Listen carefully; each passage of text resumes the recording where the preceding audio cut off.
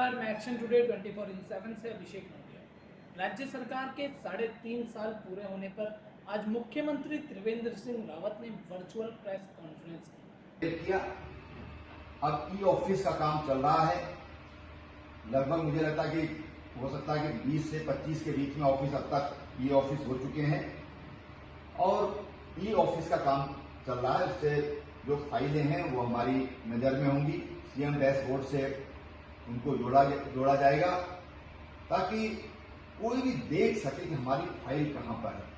और इस virtual press conference के माध्यम से मुख्यमंत्री त्रिवेंद्र सिंह रावत ने सरकार के 3.5 वर्षों की उपलब्धि बताई।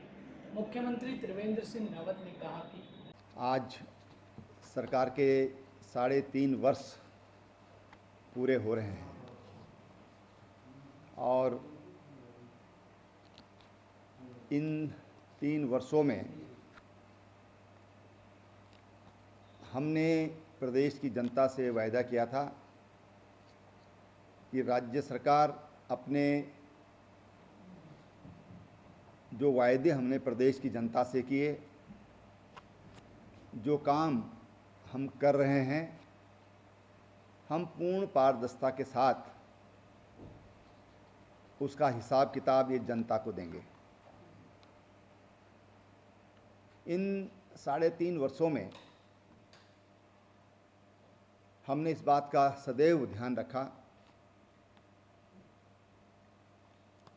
कि राज्य में भ्रष्टाचार पर हम जीरो टॉलरेंस की नीति रखेंगे।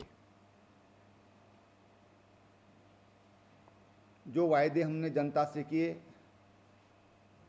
उन वायदों को लेकर के और हम जनता को उसका हिसाब देंगे। सरकार बनने के बाद हमने विकास के कार्यों को गति देने का काम किया, चाहे कनेक्टिविटी का सवाल होगा, किसानों से संबंधित सवाल होंगे, युवाओं से संबंधित होंगे, महिलाओं से संबंधित होंगे। हमने जो वायदे जनता से किए उनको पूरा करने का प्रयास किया और आज हम ये कह सकते हैं कि 80 to 85% जो वायदे हमने जनता से किए थे उनको हमने पूरा करने का काम किया है। राजधानी देहरादून में जल संस्थान के कार्यालय के बाहर कांग्रेस के पूर्व प्रदेश अध्यक्ष किशोर उपाध्याय ने अपने समर्थकों के साथ 1 दिवसीय सांकेतिक धरना दिया। किशोर उपाध्याय का कहना है कि हम आज यहाँ आप ये समझिए कि कल हमने जो हमारे पितृ देवता हैं, कल हमने उनको विदाई दी।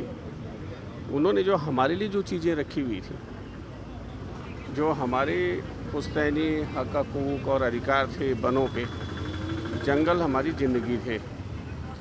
हमारा रोज़गार भी उसी से जुड़ा हुआ था, हमारा चूल्हा भी उसी से चलता था, हमारा व्यवसाय भी उसी से चलता था।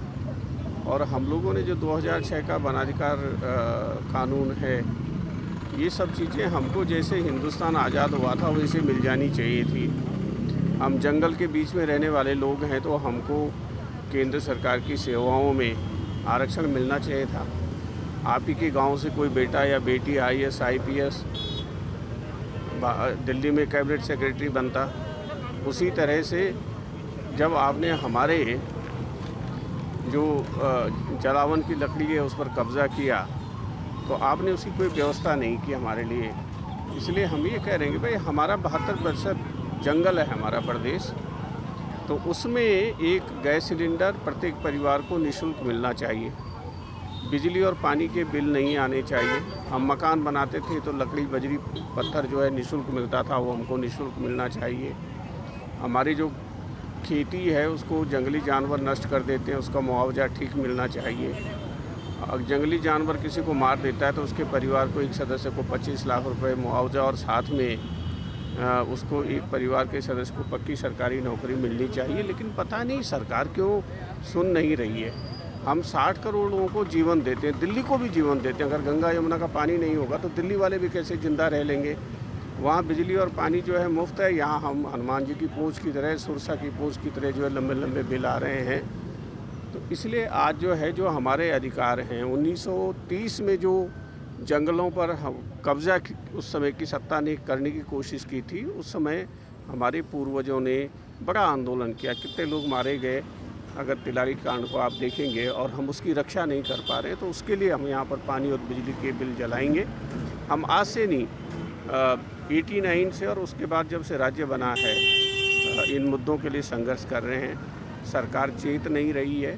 हमने सारे विधायकों को, सारे संसदीय दल के नेताओं को, प्रधानमंत्री जी को, मुख्यमंत्री जी को, सारे विधायकों को 23 तारीख को, क्योंकि विधानसभा का सत्र है और इस समय केंद्र में संसद चल रही है, तो हमारे सांसदों का हमारे जो विधायक हैं प्रभु उनको सम्मति दे और वो इस जो विधानसभा का और संसद का सत्र है उसी बीच में जो है हमारे लोगों को ये सारी चीज़ें देने का काम करें। इसलिए हमने एक उनका ध्यान आकर्षित करने के लिए कार्यक्रम रखा है। आज़ादी के 7 दशकों के उपरांत भी राजनीतिक दल रूपी 2 पार्टों में पिसते हुआ अल्मोड़ा जिले के तहसील रानीखेत ब्लॉक खंड ताड़ीखेत के गांव बदिया सेल्टाना पस्तोड़ा, जहां पर ग्रामीणों को सड़क से वंचित रखा है। सरकार की नाकामी कहो या यहाँ के लोगों का दुर्भाग्य, जो आज तक यहाँ सड़क नहीं पहुँच पाई। बिनसर मंदिर से लगभग 6 से 7 किलोमीटर दूर पर ये गांव आज़ादी से बहुत पहले के बसे हैं। बच्चे, बुजुर्ग और महिलाओं को अस्पताल ले जाते हुए कई घटनाएं हो चुकी हैं। एक बार गर्भवती महिला को अस्पताल ले जाते हुए महिला ने रास्ते में ही बच्चे को जन्म दे दिया था। रास्ता इतना उबड़ खाबड़ है कि पालतू जानवरों को ले जाने में भी डर लगता है। सड़क न होने की वजह से आए दिन हादसे होते रहते हैं। ये सड़क विधायक निधि या सांसद निधि के द्वारा भी बन सकती थी, लेकिन किसी ने भी यहाँ के ग्रामीणों का दर्द नहीं सुना और न समझा। जब चुनाव का समय आता है तो यहाँ के जनप्रतिनिधियों द्वारा हमेशा की तरह वादा किए जाते हैं, पर उसके बाद सब भूल जाते हैं। इसलिए यहाँ 3 चुनाव का बहिष्कार हो चुका है। सड़क न होने की वजह से कुछ लोगों ने यहाँ से पलायन भी किया है। जो मकान अब सिर्फ खंडर ही रह चुके हैं। सड़क अगर नहीं होगी तो स्वरोजगार, आत्मनिर्भर शब्द अच्छे नहीं लगते। देश और दुनिया इस बीच कोरोना महामारी जैसी बीमारी से लड़ रहे हैं। कोरोना काल में बहुत लोग शहर से अपने गांव देवभूमि पर वापस आ गए हैं। प्रदेश से अपनी जिंदगी और मौत के बीच जंग जीतकर वापस गांव आकर सभी लोगों ने यह फैसला लिया कि हम श्रमदान करके इतिहास रचते हैं और बिना समय गंवाए सड़क बनाने में श्रमदान करने लगे। पर सलाम है गाँव के सभी लोगों को। इनके हौसले इन चट्टानों से कई ऊंचे हैं। आज अपने दम पर इस कार्य को धूप और बारिश में बिना किसी मेहनताने के अंजाम दे रहे हैं। अभी बरसात की वजह से काफ़ी दिक्कतों का सामना करना पड़ रहा है। ग्रामीणों का सरकार के प्रति नाराजगी है। आज़ादी के 74 साल और उत्तराखंड राज्य बने 20 साल बाद भी ग्राम सेल्टाना बदिया पस्तोड़ा को सड़क से वंचित रखा गया है। 3 बार हो चुका है चुनाव का बहिष्कार। आए दिन हादसे होते हैं। आज़ादी के 74 साल बीत जाने के बाद भी विकासखंड ताड़ीखेत के ग्राम सेल्टाना बदिया पस्तोड़ा में आज तक वहाँ की सरकारों ने वहाँ के ग्रामीणवासियों को सड़क से वंचित रखा है। बहुत दुख होता है। आए दिन वहाँ पर हादसे होते हैं, मकान खंडर हो रहे हैं, लोग पलायन कर रहे हैं। सड़क नहीं होने की वजह से कई हादसे होते हैं। बच्चे, बुजुर्ग और महिलाओं को अस्पताल ले जाते हुए डोली से ले जाना पड़ता है और कई बार कई लोगों की मृत्यु हो चुकी है और एक आध केस ऐसा भी हुए हैं कि गर्भवती महिला को अस्पताल ले जाते हुए रास्ते में ही बच्चे को जन्म देना पड़ता है। तो ये काफ़ी हम लोगों के लिए हम लोगों को काफ़ी दुख होता है और ये सोचते हैं कि सरकार इस विषय में कुछ यहाँ के ग्रामीणवासियों के लिए कुछ करे। धन्यवाद। विधानसभा सत्र के दौरान विधायकों द्वारा सदन की कार्रवाई में वर्चुअल जुड़ने के लिए आवश्यक व्यवस्थाओं को लेकर उत्तराखंड विधानसभा अध्यक्ष ने एनआईसी के अधिकारियों के साथ एक बैठक के दौरान चर्चा की। विधानसभा अध्यक्ष ने कहा, तमाम कयामतों के बाद और जैसा आपको जानकारी है कि कल हमने सचिवालय स्थित वीर चंद्र सिंह गढ़वाली सभागार भी माननीय मुख्यमंत्री जी के साथ देखा था। वहाँ भी देखा, अन्य स्थान भी हमने इस बीच में निरीक्षण किया है। लेकिन अंतोगत्वा आज हमने तय किया है कि विधानसभा मंडप में ही विधानसभा सत्र का हम लोग आगाज करेंगे, यानी यहीं पे सत्र चलेगा। विधानसभा सत्र के दौरान हम माननीय विधायकों से एक आग्रह कर रहे हैं कि वो वर्चुअल जुड़े। उसको लेके जो एनआईसी के अधिकारी हैं उनसे मैंने आज बैठक की थी और उनसे आग्रह किया है कि जो हमारे माननीय विधायक वर्चुअल जुड़ना चाह रहे हैं तो डिस्ट्रिक्ट हेडक्वार्टर्स पे उनके आने की व्यवस्था, उनके आने के बाद वहाँ पूरी व्यवस्था मुकम्मल हो ताकि हमारे माननीय विधायकों को किसी प्रकार का उस वर्चुअल जुड़ने में उनको कोई व्यवधान ना हो, उनके विशेषाधिकार का कोई हनन ना हो। इस प्रकार की बैठक में निर्णय लिया गया कि उन्होंने बहुत आश्वस्त किया है कि किसी प्रकार की किसी को ऐसे माननीय विधायक को दिक्कत नहीं आएगी और कोई वर्चुअल जुड़ना चाहेगा उनको पूरी तरह से व्यवस्था जैसा माननीय पीएम साहब की वीसी होती है, सीएम साहब की पीसी होती है, उस आधार पे हमारे माननीय विधायकों के साथ भी उसी प्रकार के वर्चुअल वो जुड़ेंगे तो उनको भी कोई दिक्कत नहीं होगी।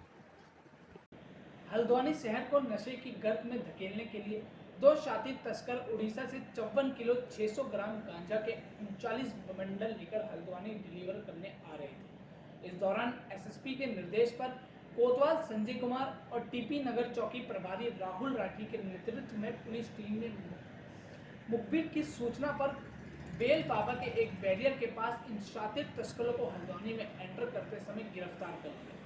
तस्करों के पास से सेंट्रो कार बरामद की गई, जिसमें पिछली सीट कवर व कार के अगली सीट के नीचे मॉडिफिकेशन बनाकर चैम्बर से 39 बंडल गांजे के बरामद किए गए, जिनका वजन 54 किलो 600 ग्राम निकला। दोनों शातिर तस्करों से पूछताछ में पता चला कि दोनों तस्कर उधम सिंह नगर जिले के रहने वाले हैं। एक का नाम राजेंद्र और दूसरे का नाम मनोज है। पूछताछ में यह भी पता चला कि पकड़ी गई कार संदीप साहनी पुत्र सुरेंद्र साहनी निवासी भूरा रानी रुद्रपुर की है। संदीप और उसका भाई अनिल साहनी के लिए ये गांजा वह उड़ीसा के मलखानगिरी से गोलू नाम के तस्कर से लेकर आए हैं। इससे पहले भी संदीप साहनी के लिए होली में भी उड़ीसा से गांजा ला चुके हैं।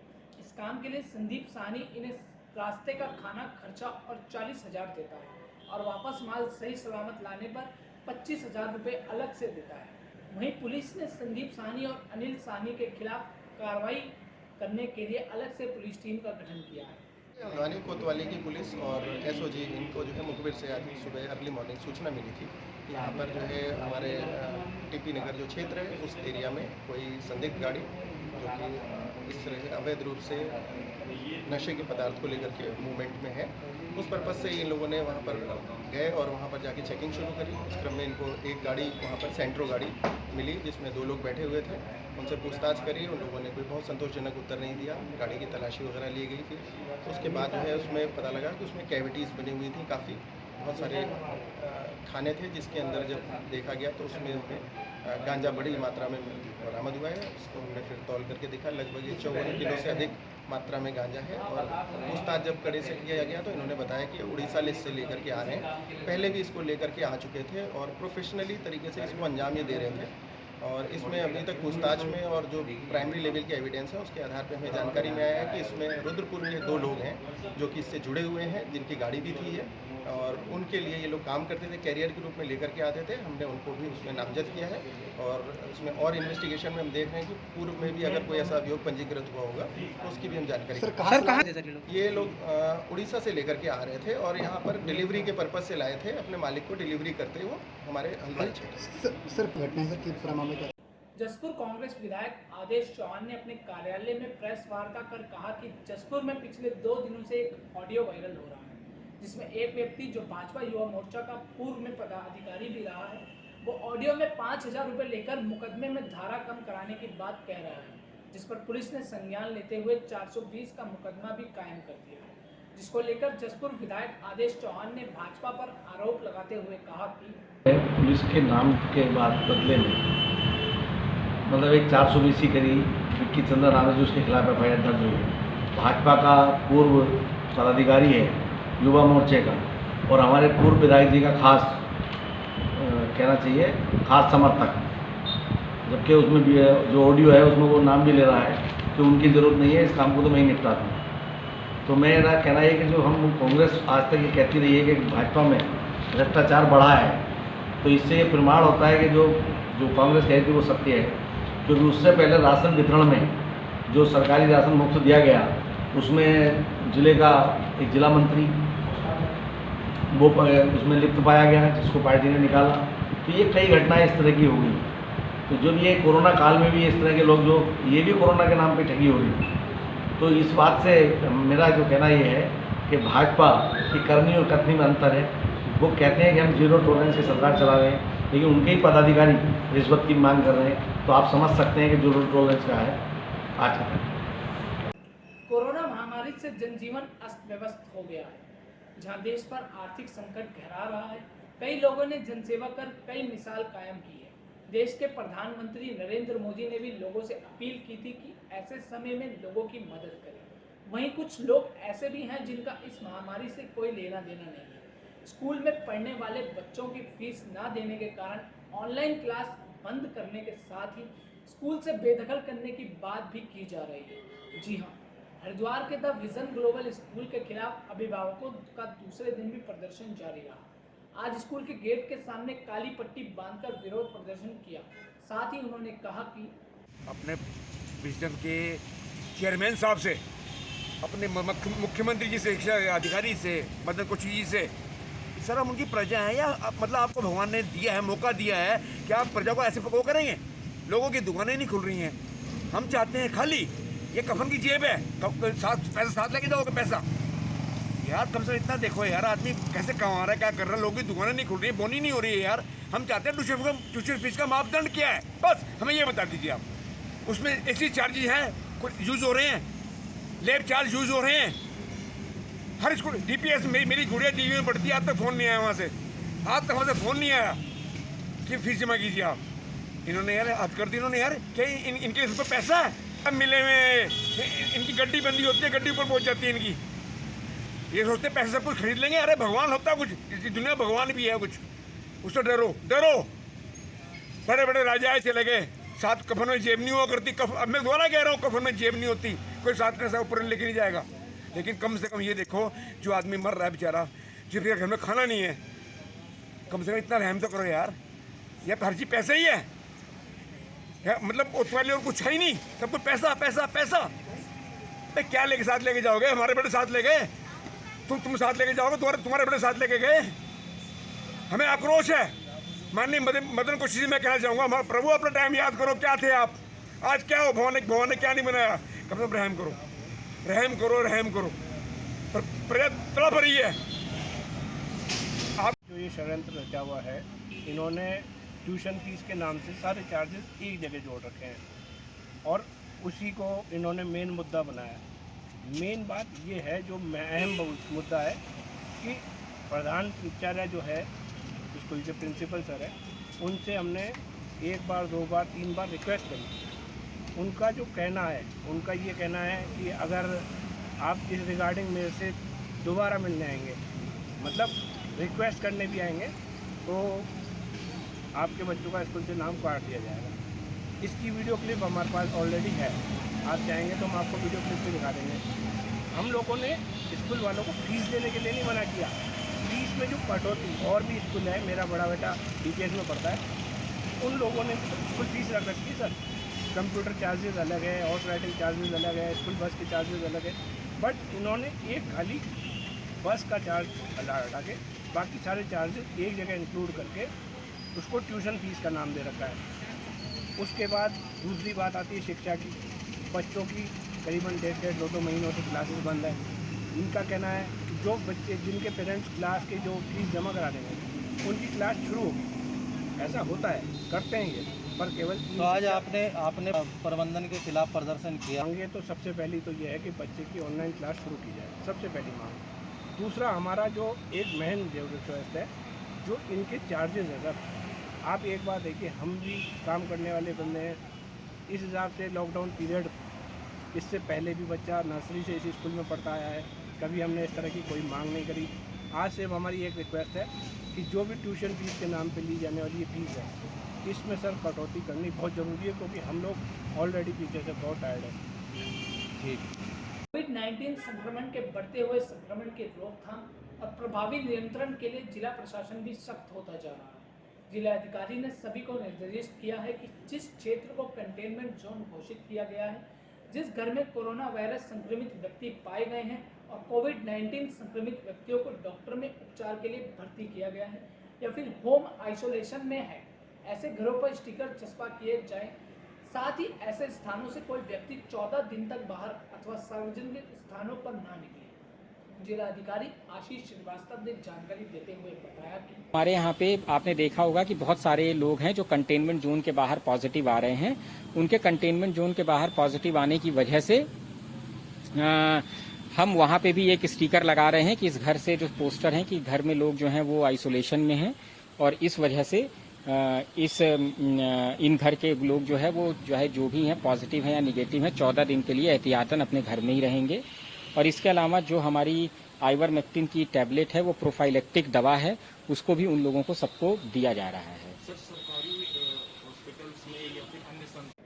कोरोना काल में जहां आम जनता के जीवन में बदलाव हो गया है और लॉकडाउन के बाद कई लोगों को काफी दिक्कतों का सामना करना पड़ रहा है, वहीं नगर निगम देहरादून की बात करें तो कोरोना काल में काफी नुकसान का सामना करना पड़ रहा है। अगर बात की जाए तो पिछले साल के मुकाबले इस साल काफी नुकसान में चल रहा है। कोरोना काल में नगर निगम का राजस्व कम होता जा रहा है। निगम द्वारा हाउस टैक्स नियमित रूप से नहीं वसूला जा रहा है क्योंकि निगम में कोरोना पॉजिटिव आने के बाद अधिकतर निगम बंद ही रहा है, जिस कारण कई लोगों ने अब तक अपना हाउस टैक्स जमा नहीं कराया है। अगर पिछले साल 2019 की बात करें तो 1 अप्रैल से 18 सितंबर तक 6.5 करोड़ टैक्स वसूला गया था और इस साल 1 अप्रैल से 18 सितंबर तक सिर्फ 4 करोड़ का राजस्व आया है। कोरोना काल के कारण इस साल करीब 1.5 करोड़ के नुकसान में निगम चल रहा है। नगर आयुक्त विनय शंकर पांडे ने बताया कि नगर निगम बंद हो रहा है तो कितना नुकसान है। देखिए, ये इस पिछले वर्ष की अगर तुलना करें तो काफ़ी अधिक अभी हम लोगों का वो माइनस में चल रहा है। रीज़न ये है कि सारी प्रक्रिया भी जून में हम लोगों ने शुरू की थी और हफ्ते 10 दिन चलता है, फिर कोई न कोई कोविड पेशेंट आता है तो एज़ पर प्रोटोकॉल नगर निगम को बंद करना, सैनिटाइज करना, फिर पब्लिक में भी थोड़ा भय हो जाता है, लोग अवॉइड करते हैं। तो ये सत्य है कि पिछले वर्षों की तुलना में इस बार स्थितियाँ उतनी अच्छी नहीं हैं। और देश और दुनिया की बड़ी खबरों के लिए देखते रहिए एक्शन टुडे 24/7 और हमारे चैनल को लाइक और सब्सक्राइब करना ना भूलें।